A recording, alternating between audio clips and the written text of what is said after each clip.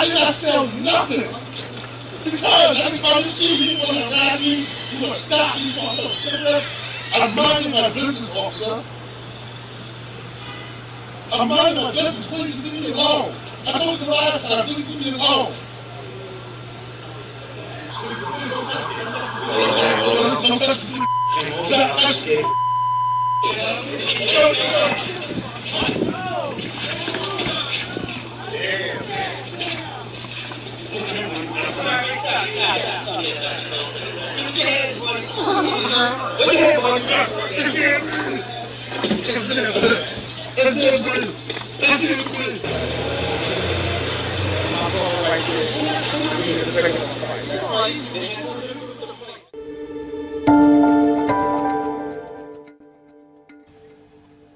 What is the source of the widespread conflict between the police and the African Americans?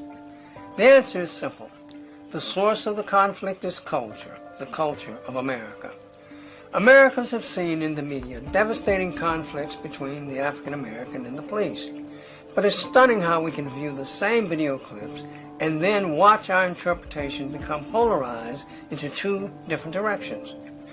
These directions are a reflection of the American culture versus the American principle. So what is a principle? A principle is defined as a moral rule or belief that helps one to know what is right or wrong, good or bad. From the Declaration of Independence, we find the true American principle. It states, "We hold these truths to be self-evident that all men are created equal and that they are endowed by thy Creator with certain unalienable rights, that among these are life, liberty, and the pursuit of happiness." That's the American principle. On the other hand, we have culture.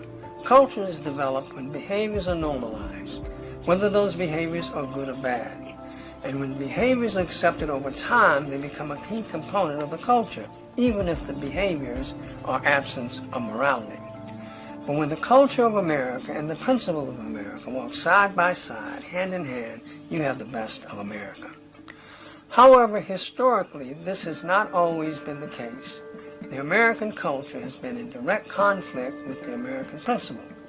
For example, the police department has been used as the frontline force reflecting the American culture against African Americans, especially the African American male. Why has this happened? Well, current questions can often be answered by examining the past. So let's take a quick peek at the past and see how it has led us to where we are now. You see, the culture of America was formed before there was a police department. As a matter of fact, the American culture created the police department for the purpose of maintaining its culture. In the South particularly, oftentimes federal troops, along with vigilante groups, were called upon to control and contain the black slaves. To maintain this control, the police force was created. This historical experience helps form the perception and the cultural mindset of America toward African Americans. However, the real blame does not rest solely on the police officers, but rather with the American society which created this culture and those who continue to maintain the spirit of it. If you ask what is the role of the police department today, most would say something like, well, to serve and protect the people from the property from criminal acts. And this definition may be true for white Americans, but many black Americans, this has not always been the case. For example, during slavery in the South and even in the northern states, it was the duty of the local police to hunt, capture, and return runaway slaves to the plantation. Police possess two distinct mindsets. One is protecting white people and their property, the American culture. The other mindset is punishing black people to preserve the American culture. Now let's move ahead to 100 years after slavery. Here one can still smell the stink of the same culture.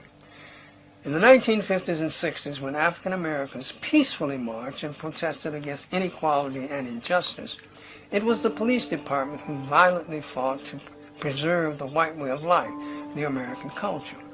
The police aggressively beat blacks with clubs, hosed them with powerful pressured water, and directed killer dogs to attack men, women, and children. The police pursued these nonviolent groups with unjustified venom.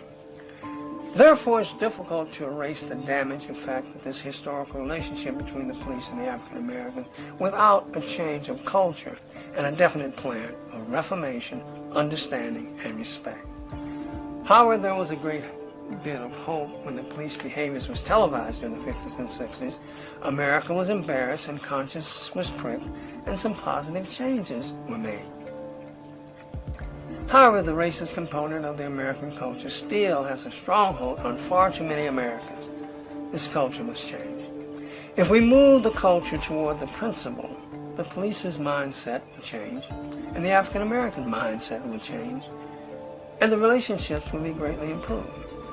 The dark history of slavery in this country has given America this sick culture. Slavery stole from America's dignity, but we can return it. Legislatures, politicians, and the Department of Justice can and must uphold the principles of freedom and justice. If they do not, we must work to replace them with principled leaders. Jews, Christians, Muslims, and other faith-based organizations can and must aggressively advocate, support, and promote morality, thereby cleansing the American culture. African Americans must not tolerate a culture that has been designed to destroy them. Every eligible African American must vote and aggressively get involved in all areas that affect culture. Not being involved is not an option. Blacks must fight to protect their dignity and self-appreciation. Involvement is a necessity. And to all Americans, we can collectively affect this American culture. We can transform our current culture into what the American culture ought to be, a principled culture, one of freedom, justice, and equality for all Americans.